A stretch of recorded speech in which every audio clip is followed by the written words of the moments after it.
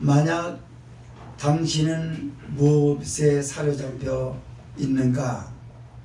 라고 누군가가 묻는다면 질문을 받은 사람이 나는 아무 것에도 사로잡힌 적이 없다 말할 수 있을까?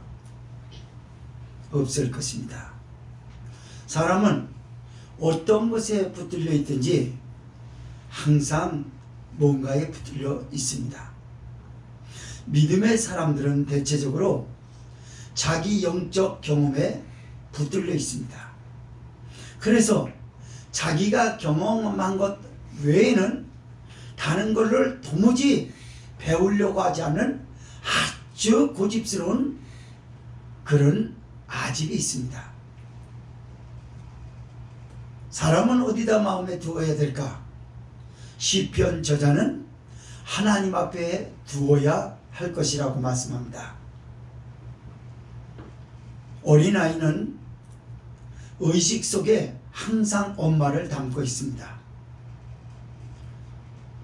여기저기 다니면서 가뜩이나 산만할 만한 아이들이 엄마를 아빠를 늘 생각하면서 그렇게 살지는 않을 거예요.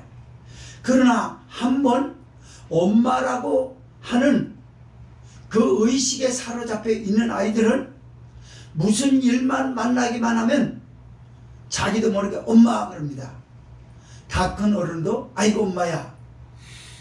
이것이 더 이제 영적으로 성숙하면 주여 주님 뭐 이렇게 바뀌기도 합니다만, 일반적으로는 대체적으로 엄마라고 하는 것은 바로 큰 일을 당할 때 자기도 모르게 툭 튀어나온단 말이죠.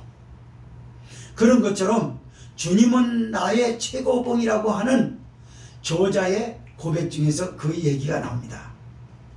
당신은 만사의 하나님과 관계에 있어서 하나님이 당신에게 임재하시고 내재하고 계신다는 의식을 담으십시오 라고 말합니다.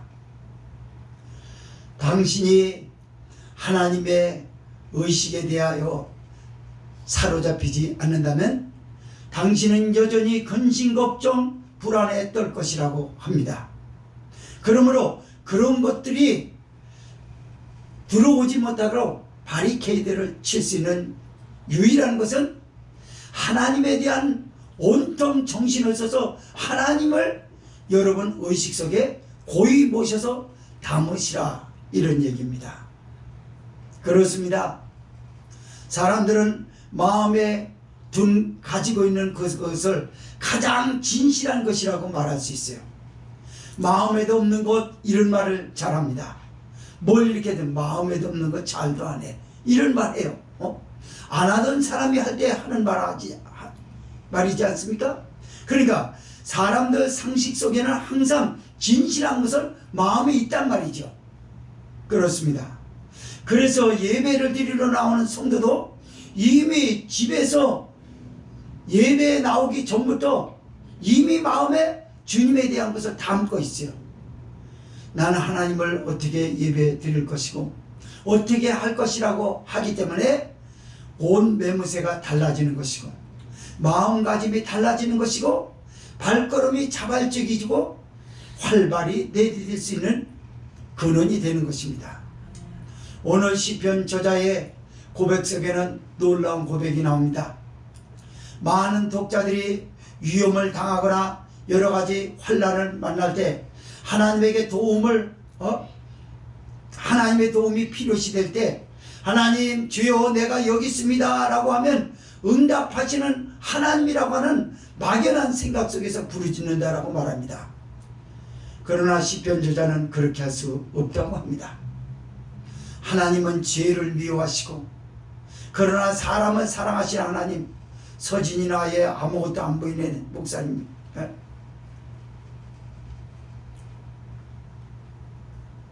그래요. 하나님은 죄를 미워하시되 사람은 사랑하신다는 걸 다윗은 알았어요. 그래서 다윗은 위험이 닥칠 때 뭐라고 얘기하냐면 하나님 앞에 도움을 청하는 게 아니라 자기를 돌아보았다고 했습니다. 그리고 도움은 내가 간절히 요청하는 데 있어서 하나님이 내게 도움을 주는 것이 아니라 하나님이 영원부터 가지고 계셨던 당신의 백성들을 향한 긍휼하심, 그 인자하심을 따라 선하게 우리에게 도움을 베푸실 것이라고 기대하고 있어요. 그래서 그는 자기의 소시의 때의 죄와 허물을 돌아보지 말아달라고 하나님 앞에 먼저 기도합니다.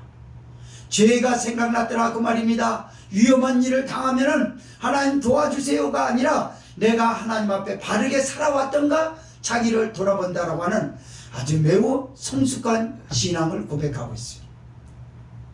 하나님은 거룩하시지만 정직하신 하나님, 그리고 그 도로 교훈하시는 하나님이라고 합니다. 하나님은 온유한 자를 징치하시고 그 말씀의 도로 가르치시고 그들을 인도하실 것이라고 합니다. 그래서 결국 하나님이 죄를 용서하시는 분으로서 결국 여호와를 경외하는 자 누구뇨?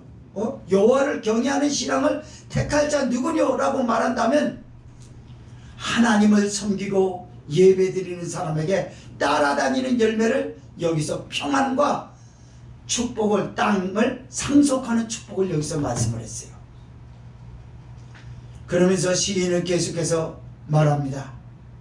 내가 하나님 앞에 정말 진실로 기도했던 건 하나님을 사랑해서 진실로 외쳤던 것보다 도움이 필요로 할 때만 그랬다는 지난 날을 돌아보고 하나님, 나를 이 악한 죄와 유혹의 그물에서 나를 벗어나게 해 주십시오.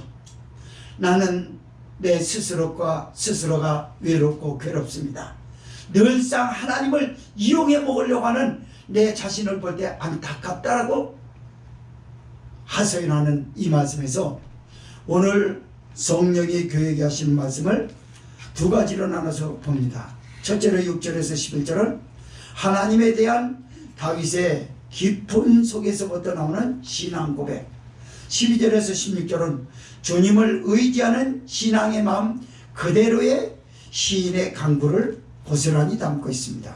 6절에서 11절 읽습니다. 시작. 여호와여, 주의 긍휼하심과 인자하심이 영원부터 있었사오니 주여 이것을 기억하옵소서. 여호와여, 내 소시의 죄와 허물을 기억지 마시고 주의 인자하심을 따라 나를 기억하시되 주의 선하심을 인하여 하옵소서. 여호와는 선하시고 정직하시니 그러므로 그 도로 죄인을 교훈하시리로다. 온유한 자를 공의로 지도하시며 온유한 자에게 그 도를 가르치시리로다.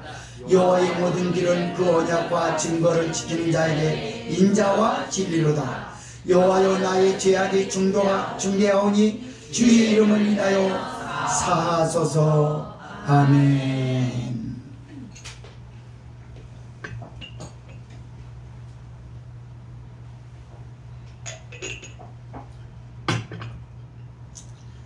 사람은 보통 그래요.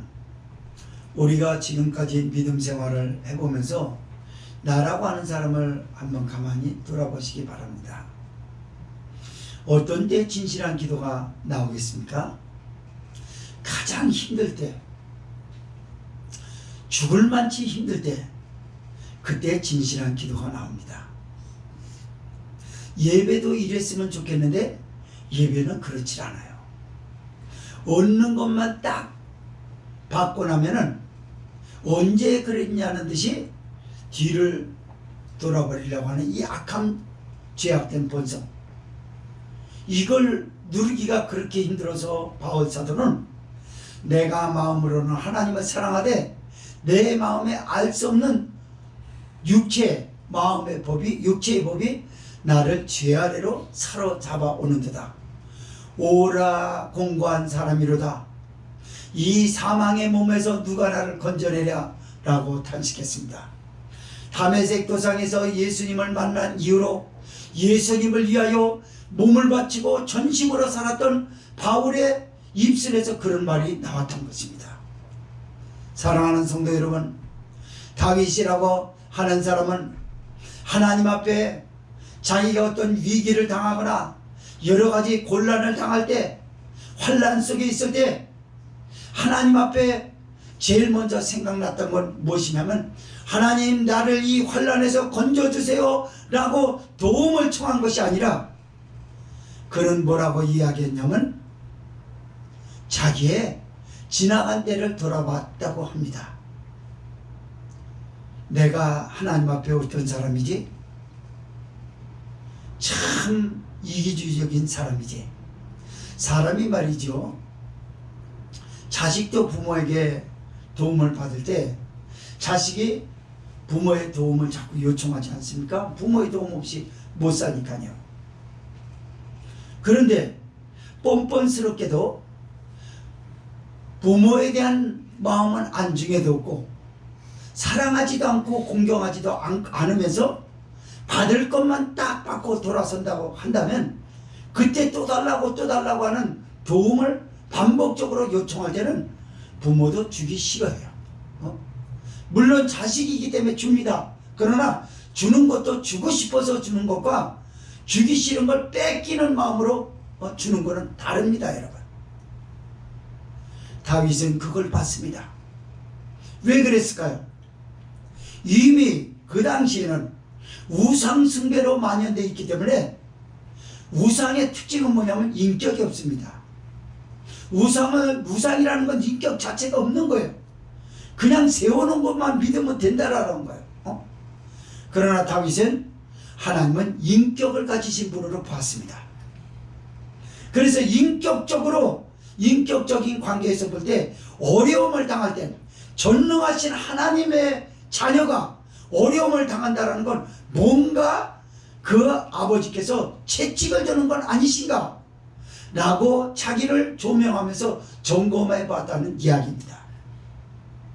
그래서 도움을 받는 것은 보통 우리가 산에 올라가서 40일 작전 기도를 한다든가 다니엘 작전 기도를 한다든가 금식 기도를 한다든가 라고 하는 우리의 신앙과는 다르게 다윗은 뭐라고 봤냐면 도움은 절대적으로 내가 위기에 처했을 때 도움을 받는 유일한 길은 하나님이 나를 불쌍히 여기기 때문에 그분의 인자하심을 따라 선하게 나에게 주실 때 받아왔던 거지 내가 기도해서 마치 응답을 받은 것처럼 그런 것이 아니었다는 겁니다.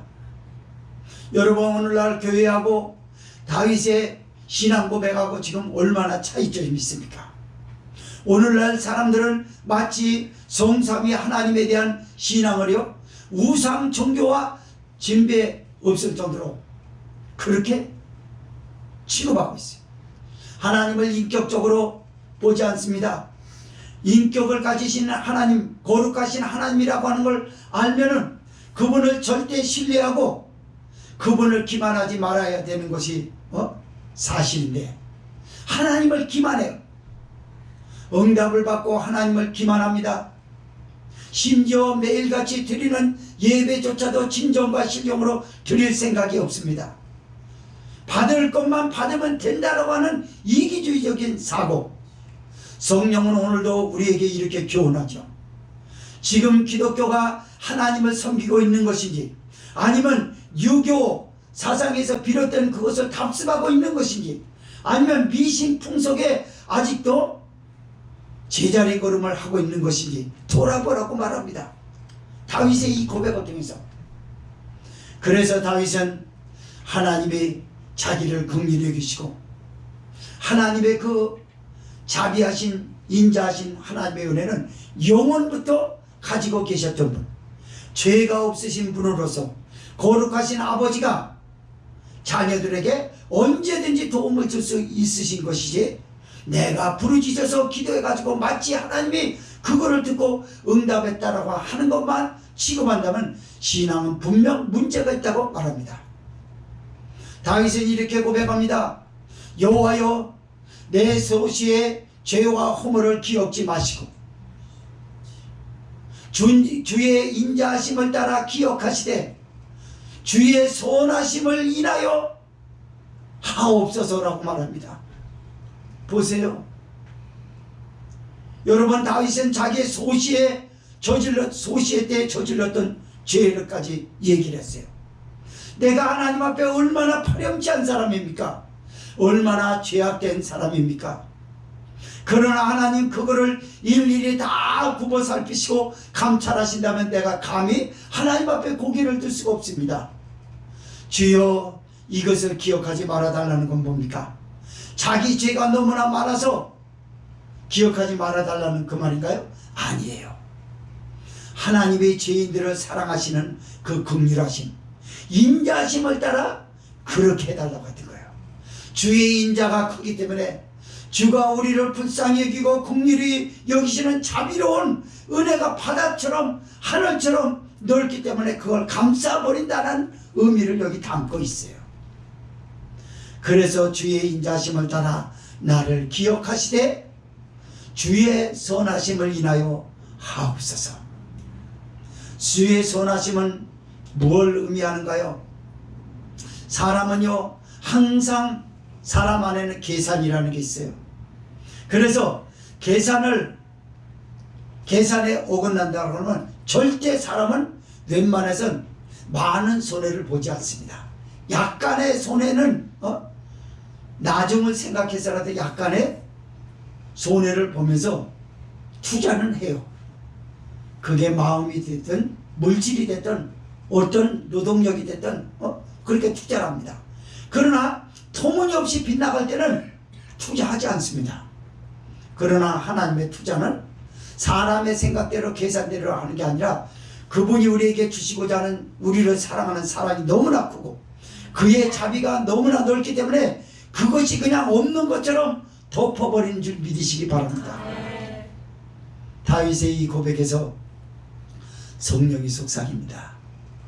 너 여기 무슨 말인지 알겠니? 야, 예수님 보이지 않냐 거기서? 다윗이 하나님의 긍휼하심, 인자하심, 그 선하심을 인하여 해달라고 하는 데서 넌 예수님이 안 느껴지냐? 맞습니다. 예수님의 손을 다 내밀어요. 우리 예수님은 우리의 목보다 먼저 진홍같이 붉은 죄를 흰눈처럼 양털처럼 씻어주시기 위해서 십자가에 피 흘려 죽으셨습니다.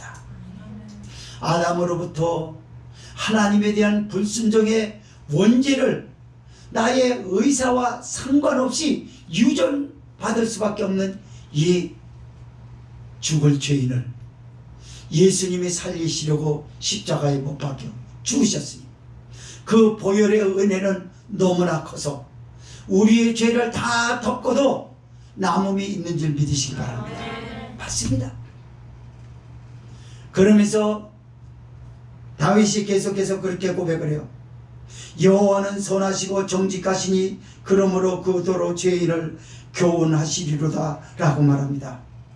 도대체 하나님이 선하시고 이렇게 선하사 우리를 다 포용하고 있는데 불구하고 무작정되고 우리를 안아주시고 도와주시는 하나님이시냐? 아니라고 말합니다. 그 도로 교훈하신다는 겁니다. 그 도가 뭘까요? 하나님의 말씀이기도 하지만 하나님의 사랑하는 백성들을 향한 개입입니다. 채찍으로 개입을 할 수가 있습니다. 교훈할 수가 있습니다. 책망으로 개입할 수가 있습니다. 목회자를 통해 가지고 권면을 하고 안되면 교훈을 하고 책망을 하고 하나님의 징계가 기다린다라는 순서적인 것을 들을 수 있겠습니다만 여기 이 도는 그것만 말하는 게 아니라 종합적인 걸 말하는 거예요. 목사가 일일이 다 보지 못했던 것, 그것까지 다 감찰하셨던 하나님께서 자꾸 그 사람이 빗나가고 거짓된 행동을 하니까 하나님이 그 도로 칩니다. 그 도는 병이 될 수도 있어요. 고치지 못할 병도 될 수 있습니다. 왜 고치지 못할 병을 백성에게 주는 것인가요? 미워서 주는 것인가요? 죽이려고 주는 것인가요? 그 사람은 보나마나 그것을 가장 무서워하기 때문에 무서워하더라도 하나님에 대해서 바르게 알고 그리고 하나님의 백성으로 바르게 살아야 된다라는 걸 그를 깨우칠 수 있는 것은 그것밖에 없기 때문에 하나님 그도록 교훈했다고 다윗이 고백해요. 하나님은 지금도 쉬지 않고 수도 없는 사람들을 감찰하고 계시고 예배만 살피는 게 아니라 내가 화장실에 들어가 있을 때도 내가 걸어갈 때에도 내가 은밀하게 딴짓을 할 때도 하나님은 보고 계신다는 걸 알아야 합니다. 이거를 무시하는 사람 보고 우상 종교를 답습했다라고 볼 수 있는 것입니다. 왜 기독교인들이 사기를 치는 것입니까? 기독교인들이 자꾸 거짓말을 만들어 놓고 사람을 올무에 빠뜨리는 이유가 뭘까요? 하나님을 기만하고 있는 것입니다. 그 사람은 하나님을 인격적으로 믿지를 않아요. 인격적으로 믿지 않고 미신풍소가 똑같이 무조건 되고 무슨 일만 만나면 도와달라고 할 때만 진실성이 있지, 그 다음엔 진실성이 없는 거예요. 하나님을 등 뒤로 내던져 버립니다. 성경을 믿지도 않습니다. 성경만 그냥 읽을 뿐이에요. 믿지도 않아요. 의식 속에 하나님에 대한 게 전혀 없어요. 그렇기 때문에 위기를 만나도 원망 불평은 나올 망정 하나님에 대한 주여라는 말은 잘 나오지 않습니다. 주여라는 말이 나와도 남들 보이기 위하여 마치 기독교인 것처럼 가장하려고 자기를 꾸미는 그것 외에는 주여라는 걸 잘 사용하지 않습니다. 그 사람 의식 속에 하나님이 담겨있질 않았기 때문입니다. 다윗은 뭐라고 표현하냐면요, 이런 표현을 썼어요. 8절에서 9절을 한번 읽어봅시다. 보겠습니다. 9절에서 참 10절 시작. 온유한 자를 공의로 지도하시며 온유한 자에게 그 도를 가르치시리로다. 여호와의 모든 길은 그 언약과 증거를 지키는 자에게 인자와 진리로다. 아멘. 이게 뭔 말인 줄 알아요? 온유한 자를 공의로 지도하신다는데요, 이건 여러 가지 의미를 담고 있습니다만 여기서 말씀하려고 하는 것은 무엇이냐면, 고집스러운 나귀가, 야생마가 길들여지기 위해서는 많은 매를 맞습니다. 그 야성을 죽이는 건 매밖에 없어요. 그리고 끝난 게 아니에요. 그래도 사람 등 안 태워요. 등에 타면 뛰면서 발로 쳐버립니다. 사람 떨어지면요, 떨어진과 동시에 발로 차서 사람 죽어요. 탔다가 떨어뜨리만 하지 않아요. 말은요 꼭 사람을 찹니다. 차가지고 나귀 같은 건 옆으로도 차기 때문에 사람 피하지 못해요. 그런데 그런 야성을 죽일 수 있는 것은 무엇일까요? 많은 매를 맞고요, 고삐에 묶여야 됩니다. 고삐에 끌리는 거예요. 여기 도는 그겁니다. 여러 가지 연단을 받고 하나님 앞에 잘못을 저질러서 병도 걸려보고 하는 일도 파산되어져 보고 자기 마음대로 안 된다라는 걸 알고 건강을 신처럼 여겼던 것을 건강이 약해지고 피부가 엉망진창으로 되어져가는 그 저기를 보고 나서 그런 연단 가운데 그에게 필요한 건 뭐냐면 말씀의 도라고 하는 고삐가 그 사람에게 필요한 거예요. 그 사람은 당분간은 하나님이 두려운 것입니다. 그래서 말씀의 고삐에 붙들려 다녀요. 마치 나귀가 말이 주인의 고삐에 붙들려 다니는 것처럼. 다른 사람이 붙들면 안 됩니다. 주인이 붙들어야 돼요. 다른 사람이 붙들면 막 덤벼들어요. 그러나 주인은 잘합니다. 그 사람한테 말 안 들었다간 반쯤 죽어야 된다라고 하는 걸 동물이라도 알아요. 그래서 그 사람이 딱 잡으면 알아봅니다. 동물도요, 자기한테 무섭게 하는 사람 보면 쫄아가지고 저기서 나오지도 못해요. 여러분. 그러나 그냥 오냐오냐 하는 사람한테는 이 상투까지, 팔순에 노인의 상투도 잡아채는 어린아이처럼 버릇없이 짐승도 들어요. 그래서 그 버릇없이 주인의 자리에 오르지 못하도록 버릇을 딱 길러놔야 되는 것이거든요. 마찬가지로 나귀가 그래요. 야생마가 그렇습니다. 고삐에 끌려다녀요. 이것이 익숙해지게 되면 고삐가 필요가 없습니다. 이거 풀어놓는 거예요. 이제는 고삐에 길들여져 있기 때문에 주인이 없어도 순해집니다. 사랑하는 성도 여러분, 다윗의 고백이 이랬어요. 다윗이 그랬단 말입니다. 다윗의 고백 속에서는 모든 믿음의 사람들을 이야기하고 있고, 다윗의 이 고백은 성령이 오늘날 교회에게 그렇게 말씀하는 거예요. 교회를 변화시키고 길들일 수 있는 것은 무엇이냐? 그들이 얼마나 망나니처럼 살았냐? 그들의 야성이 언제 죽었냐? 병도 들어보고 밥도 굶어보고 하던 일도 망쳐보고 남 앞에 갑질을 심하게 당해보고 건강도 내 맘대로 안 된다라고 자기 스스로 뉘우쳐보고 이런 산전수전을 많이 겪은 거예요. 그리고 하나님의 말씀이 그때부터 믿어지기 시작합니다. 말씀을 반항하고 말씀을 거역하면 또다시 그런 일이 생긴다는 걸 알아서 말씀의 고피에 자기를 얽어매져요. 그래서 이걸 붙들려 갑니다. 붙들려 끌고 가게 되면서 길들여지는 거예요. 그걸 우리는 이름하여 영적 훈련이라고 말해요. 영적 훈련이라고 해요. 영적 훈련을 안 받는 사람은요, 그 야성은 끝까지 남습니다. 오랜 세월이 가면 저절로 없어질 것이라는 생각을 하지도 마십시오. 그거는 저절로 없어지지 않습니다. 그건 길들여질 때 없어지는 줄 믿으시기 바랍니다. 길들여지고 나고 그 의식 속에 하나님을 담을 수 있는 거예요. 그래서 어린아이가 엄마 그러는 것처럼 주여 그러고 매사에 하나님을 의지하게 되는 줄 믿으시기 바랍니다. 10절 말씀 다시 보면 여호와의 모든 길은 그 언약과 증거를 지키는 자에게 인자와 진리로다 라고 말씀해요. 인자는 사람을 말하는 것입니다. 진리는 하나님의 말씀을 말하는 거예요. 하나가 됐다 그 말이에요. 바울 사도가 갈라디아서 2장 20절에서 내가 그리스도 안에 그리스도가 내 안에 계셨다라고 사신 것이라고 고백한 그 말을 하는 것입니다. 네가 하나님의 말씀에 도에 이끌려서 길들여지게 되면 하나님의 말씀은 너하고 딱 펼쳐다니고 예수님은 딴 데 계신 게 아니라 성령으로 네 안에 성전 삼고 너와 함께 계실 것이다. 아멘. 맞습니다. 그래서요, 목사는 성도들보다도 더 많은 길이 들여져야 해요. 그래서 성도보다 주의 종들은요 많이 굶습니다. 억울한 일 너무 많이 당해요. 아무리 성질이 별나다 할지라도요, 이 성질보다 더한 야곱 위에 라반이 있었던 것처럼 라반 같은 사람은 꼭 말라요. 그래서 성질 부려봤자 소용없다라는 걸 알게 되는 거예요. 부리면 부릴수록 더 깨지는 거예요. 그냥 갑질 당하는 거예요. 그러고 나서 아니라고 생각합니다. 그러나 이런 하나님의 말씀을 듣지 못하는 사람은 우연이라고 생각해요. 우연이 아닙니다. 그때 하나님이 도로 그를 개입한 거예요. 내가 너를 깨뜨릴 것이다. 야곱을 깨뜨리는 건 라반이 깨뜨렸어요. 그러나 라반은 하나님의 도구일 뿐이었습니다. 결국 깨뜨린 건 하나님이 깨뜨렸어요. 사람을 변화시키는 건 하나님입니다. 이 세상에 어느 것도 사람을 교도할 수 없어요. 사람을 교화할 수 있는 아무것도 없어요.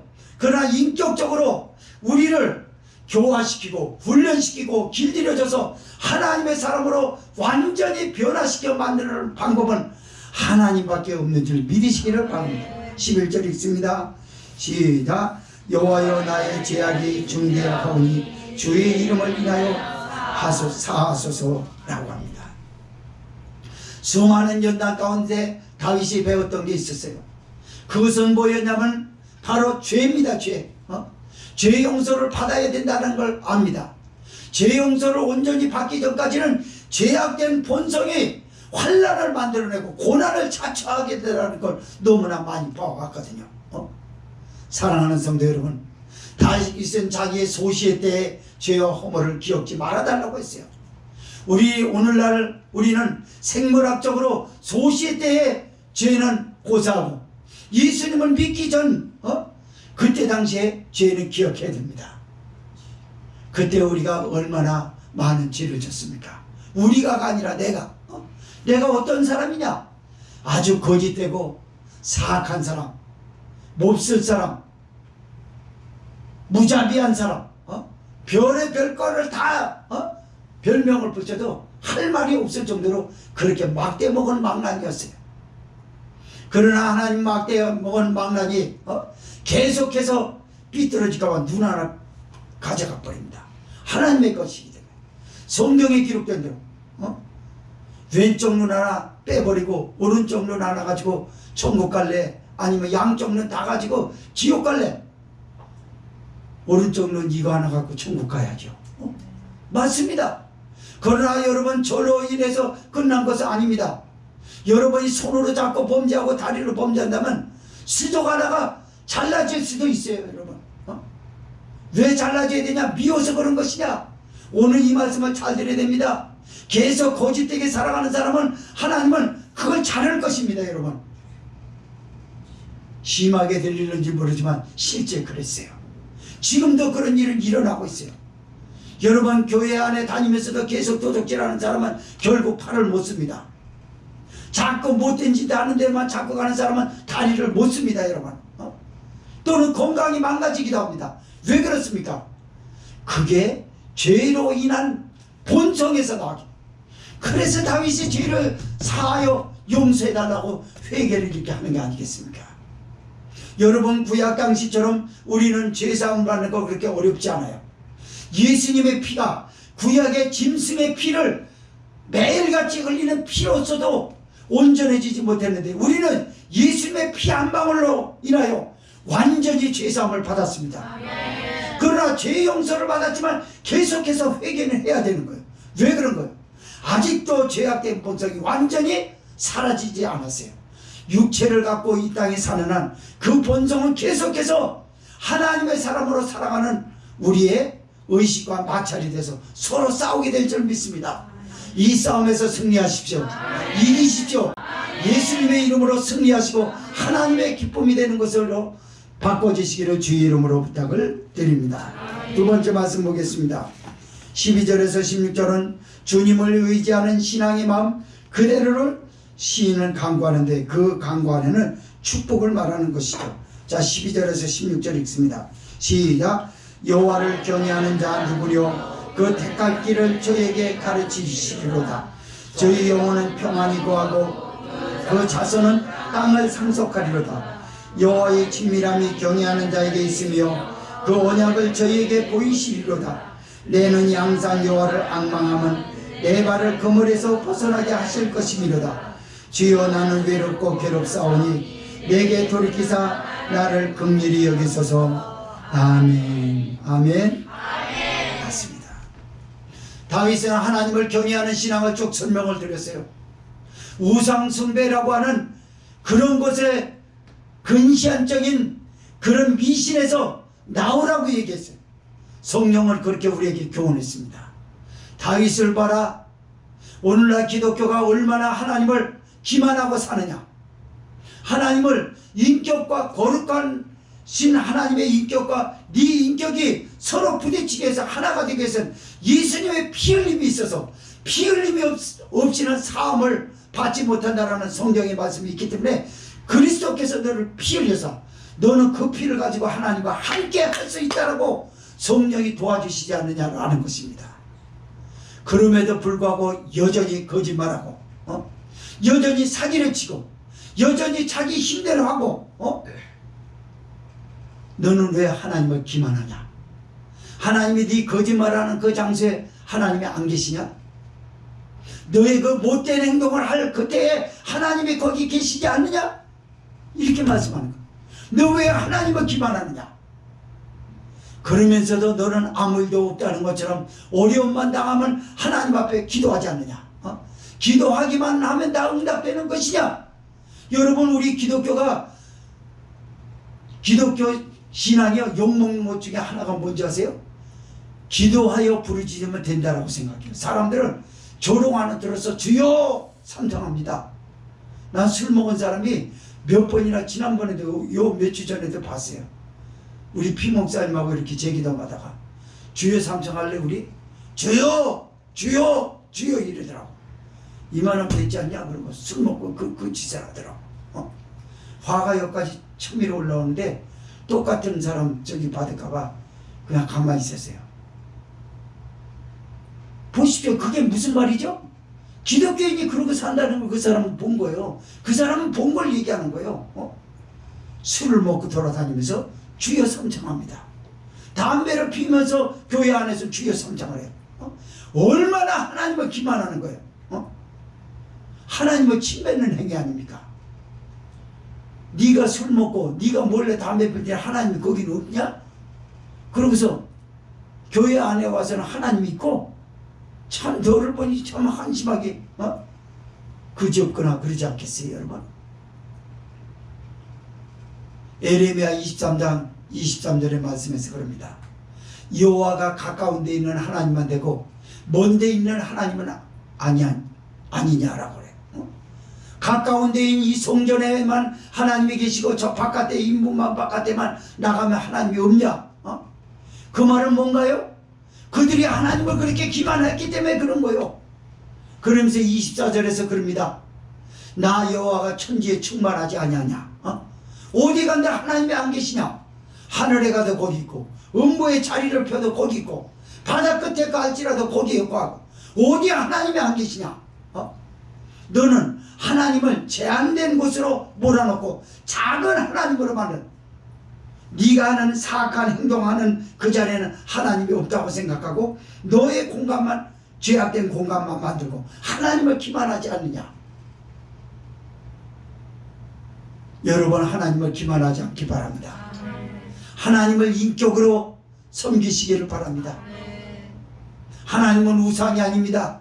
아무렇게나 마겠다가 용서해 주세요 그리고 또 달라고 그러면 주는 하나님으로 그렇게만 계속 살다가 나중에 큰 코 다칠 수도 있어요. 구원과 문제가 발생될 수도 있습니다. 이걸 여러분은 잊지 마십시오. 나더러 주여 주여 하는 자마다 다 천국에 들어갈 것이 아니요 아버지 뜻대로 행하는 자라 들어가리라는 말씀은 계속 듣고 명심하고 명심해야 될 줄을 믿습니다. 그러면서 여호와를 경외하는 자 누구뇨? 그의 택할 길을 가르치리로다. 뭘 가르친다고요? 13절 말씀 읽습니다. 시작. 저희 영혼은 평안히 거하고 그 자손은 땅을 상속하리로다 라고 말씀합니다. 여러분 제가 여기다가 히브리어를 적어놨는데요.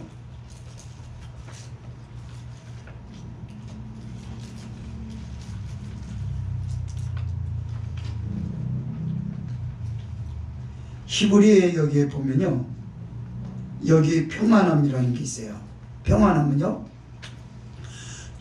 가장 좋은 곳에서 가장 귀한 곳에서 이런 말이거든요. 그런데요. 이것을 뭐라고 표현하냐면 가장 좋은 것 귀한 것을 함께 가장 귀한 것과 좋은 것과 함께 유숙하기를 밤을 지새다라고 하는 합성어가 합쳐진 것입니다. 여기 평안. 여기 평안은 그런 평안이에요. 우리가 말하기를 아무 일도 없이 평안히 잘 지냈다라고 하는 그 평안이 아닌 거예요. 이거는 요한복음 14장 20절 예수님이 하신 말씀의 그 평안입니다. 내가 너에게 평안을 끼치노니 내가 너에게 주는 평안은 세상이 주는 것과 같이 아니하니 라고 말씀합니다. 맞습니다. 하나님을 경외하는 사람이요 주시고자 하는 예배를 드리고 응답은 무엇이냐 라고 하는 것을 여기서 볼 수 있는 것입니다. 뭘까요? 평안이라고 말합니다. 왜요? 네 마음이 어디에 두었더냐? 네 마음이 예배에 두지 않느냐? 예배에 뒀는데 하나님에게 네 마음이 있는데 내가 너를 평안하지 하지 않겠느냐? 평안하게 하시죠. 그것도 가장 소중한 것, 가장 귀한 것, 가장 큰 것, 그것을 나와 함께 유숙하게 하기를 밤새도록 지내게 하시다라는 말입니다. 밤새는 단 하룻밤을 말하는 게 아닙니다. 밤새 지새우다라고 하는 건 어려움이 없이 계속 기거 유숙한다라는 걸 말하는 거예요. 여러분 건강히 평안으로 유숙되시기를 바랍니다. 기쁨이 평안으로 여러분과 함께 유숙하는 일이 있기를 바랍니다. 맞습니다. 그래서 하나님을 경외한 사람 다윗이 고백한 걸 지금 얘기를 하는 거예요. 제일 먼저 내가 하나님을 경외하고 예배를 드리고 하나님의 기쁨이 됐더니 내게 주는 것이 무엇이냐면 평안이었다라는 겁니다. 보십시오. 다윗이 사울에게 쫓기면서도 잠을 잘 수가 있었습니다. 쫓기는 자가 어떻게 잠을 잡니까? 지금 삼천의 자객들이 다윗을 쫓아오는데 어디 가서 잠을 자고 있어요? 잠을 잤었습니다. 그러나 쏟아지는 잠이 올 때는 그냥 잤습니다. 왜 잤을까요?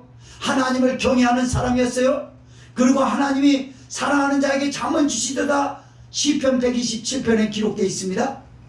그런 것처럼 하나님은 다윗에게 그때도 평안한 잠을 줬어요. 어떤 사람은 평안한 여건 가운데 잠을 잘 수 있는데도 불구하고 불면증에 시달리는 사람이 있어요. 왜 그럴까요? 하나님과 관계가 옳지 못한 걸 대변하는 것입니다. 여러분 은혜 받지 못하면 계속 악몽에 시달려요. 여러분 마귀는요 사람을 잠자리에서 심하면 못된 짓 하고 다니지 않습니까? 그건 가위 눌려요. 가위 눌린 사람은 일반적인 사람이 가위 눌리지 않습니다. 뭔가 영적으로 크게 잘못된 사람들이 가위 눌려요. 그건 뭐죠? 귀신이 지배한다는 거예요. 귀신이 지배하는 사람은요 얼굴도 틀려요. 저승사자를 꼭 닮아갑니다. 얼굴에 다크서클을 이렇게 그냥 그리고 얼굴 하얘지만 피부가 뽀얗게 드러나는 피부가 아니라 밀가루를 갖다 바른 것처럼 그렇게 돼버려요. 귀신에 붙들려가지고 하얀 사람 봤거든요. 밀가루를 바르고 다니는 것 같아요. 밀가루 여기다 발라보세요. 그 하얀 게 보기 좋습니까? 차라리 까만 게 나아요. 그거보다는. 그렇습니다 여러분. 이 사람에게 평안이라는 게 있냐고 말이에요. 그 사람이 믿음의 사람이라면 어떻게 그럴 수 있느냐 말이에요. 믿음의 사람인데도 그런 게 뭡니까? 뭔가 하나님과의 관계가 부적절하다라는 걸 지금 말하고 있지 않습니까? 그 다음에 평안으로 끝나는 게 아니라 그 후손이 상속받으리라. 땅을 상속받는다. 여러분에게 땅이 상속되시길 바랍니다. 재물이 상속되시길 바랍니다. 예수님의 이름으로 상속되시길 바랍니다. 그러기 위해서 하나님의 기쁨을 위해서 기쁨을 구하시기를 바랍니다. 예배가 이게 얼마나 기대되는 것입니까? 예배가 얼마나 축복된 자리입니까? 예배는요 여러분 축복이라고 하는 것을 심는 자리입니다. 건강을 심는 자리요, 미를 심는 자리요, 물질을 심는 자리요, 사업의 형통의 씨를 심는 자리요. 이 자리는 예배 자리는요 뭔가를 심는 자리입니다. 그걸 여러분은 아름답게 거두게 될 줄 믿습니다. 그 열매가 바로 평안과 건강과 물질과 미와 형통함이 될 줄을 믿습니다. 성경을 읽습니다. 14, 15절 읽습니다. 시작. 여호와의 친밀함이 경외하는 자에게 있으며 그 언약을 저에게 보이시리로다. 내 눈이 항상 여호와를 앙망하면 내 발을 그물에서 벗어나게 하실 것이미로다 라고 말씀합니다. 자, 여호와의 친밀함, 그러니까 하나님과 관계에 가까운 거, 그것은요 하나님을 신실하게 경외하는 자에게 있으며 라고 합니다. 아까 말씀을 드리지 않았습니까? 여호와를 경외하는 자 누구뇨? 그 택할 길을 저에게 가르치리로다. 저희가 평안하고 그 후손이 상속 받으리로라 라고 말씀했습니다. 그 친밀함을 말하는 거예요. 그 친밀함은 경외하는 자에게 있다라고 말합니다. 그런데 그 경외는요 경외로 인하여 평안하고 상속을 받을 수 있는 축복은요 뭐냐면 언약이라고 말합니다. 이 언약은 하나님이 믿음의 조상 아브라함과 횃불 언약을 할 때 언약을 하셨습니다. 물론 노아의 은혜의 언약, 행위의 언약이라고 하는 것도 붙일 수가 있습니다. 그러나 여기 언약은 하나로 종합해가지고 뭘 말하냐면 예수 그리스도 하나님의 아들 십자가의 언약을 말씀하는 줄 믿으시기 바랍니다. 이걸 가지고 하나님이 그것 때문에 내가 너를 평안하게 하고 그것 때문에 너를 축복하게 했다. 그 놀라운 사실을 구약의 모든 백성들이 평안하고 상속을 받았던 걸 하나님의 아들 예수 그리스도가 십자가에 죽으시고 나서 죽으시고 사흘 만에 부활 승천할 때 보여주지 않았습니까? 사망 권세를 깨뜨리시고 두려워 떠는 자들에게 제자들에게 부활하신 주님이 찾아가셔서 평안하리요 라고 묻고 물고기 밤새도록 그물을 치고도 잡지 못한 제자들 앞에 바다 가운데 서서 예수님이 깊은 데로 가서 그물을 던지라 하니 주의 말씀에 순종하여 그물을 던지니 고기가 그물에 가득하여 찢어질 정도로 배에 가득하였더라. 보십시오. 이렇게 평안과 물질이라고 하는 상속받는 걸 예수 그리스도의 십자가에 죽으셨다가 부활하심으로 제자들 앞에서 보여주지 않았습니까? 그게 기록된 그 언약을 지금 말하는 거예요. 그래서 다윗이 얘기해요. 내가 여호와를 앙망하면, 앙망함이라는 거 여러분 들어서 알죠?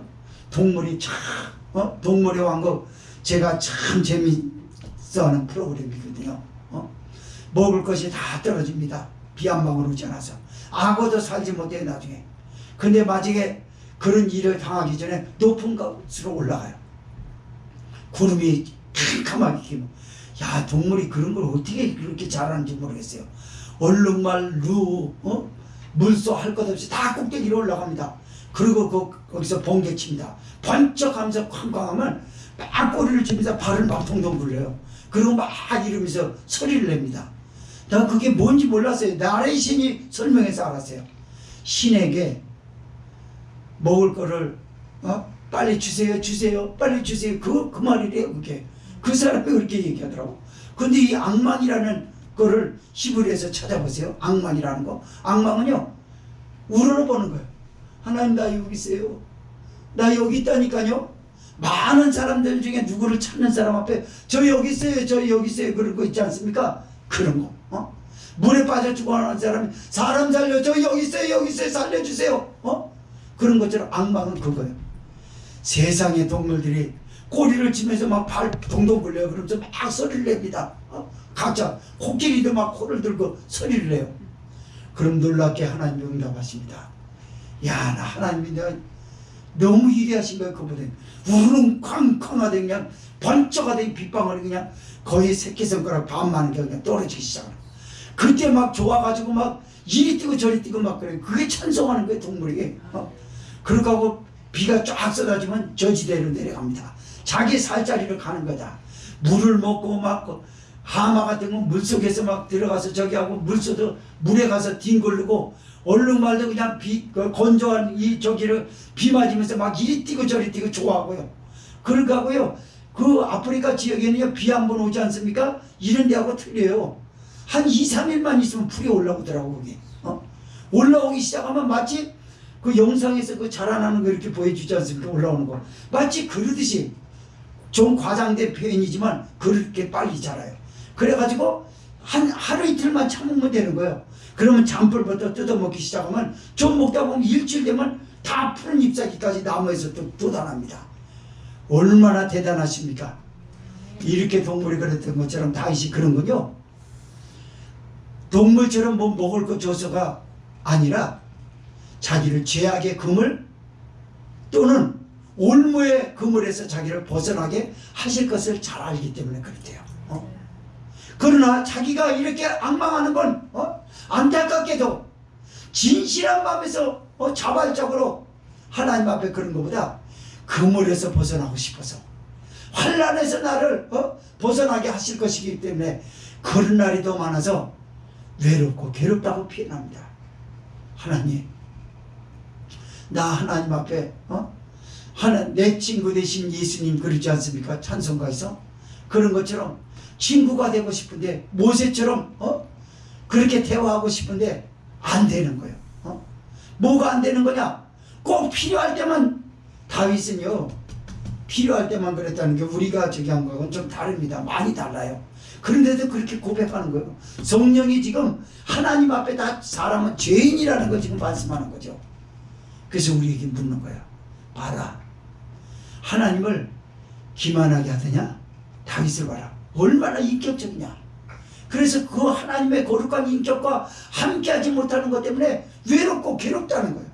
하나님, 여호와는 나의 목자신 내게 부족함이 없으리로다, 이렇게 고백했던 사람 입에서 나온 말이 이거라는 거예요. 자, 15절 있고 16절 있고 결론을 맺습니다. 시작. 주여, 나는 외롭고 괴롭사오니 내게 돌이키사 나를 긍휼히 여겨주세요. 결론이 뭔가요? 그냥 불쌍히 여겨주세요. 하나님. 여러분, 얻은 걸 다 얻은 사람은 불쌍히 여김을 받는 거 싫어합니다. 나를 통해서 뭔가 큰 일을 할 거라고 하는 것만 우쭐대는, 사람은 우쭐대 있어요. 가질 걸 다 가지면. 근데 다윗은 다 가졌는데 뭐라는지 아세요? 나는 외롭고 괴롭사오니 주여 나를 긍휼히 여겨줘. 이 결론이 이거예요. 하나님, 아무쪼록 나를 불쌍히 여겨주세요. 하나님이 나를 불쌍히 여겨주지 않으면 나는 끝납니다. 가지고 있는 것으로도 충분하거든요, 당시. 근데 그게 아니에요. 그냥 하나님의 불쌍히 여김을 받는 거예요. 오로지 하나님의 관심만 필요하다고 그래요. 내가 가지고 있는 왕자리, 내가 가지고 있는 물질, 내 자녀들, 내 측근들, 내 신복들, 그게 뭐 필요 있습니까? 하나님이 나를 불쌍히 여겨주는 그 관심밖에는 난 없어요. 나 하나님의 관심만 받고 싶지 다른 게 필요 없어요. 결국 오늘 말씀의 제목처럼 내 마음이 가는 곳, 다윗의 마음이 가는 곳, 하나님에 따른 사실 아닙니까? 여러분의 마음이 예수님에게 가 있으세요? 성령님에게 가 있으세요? 그때 하나님을 영화롭게 드릴 수 있는 축복의 사람이 될 줄 믿습니다. 자, 동성으로 기도합니다.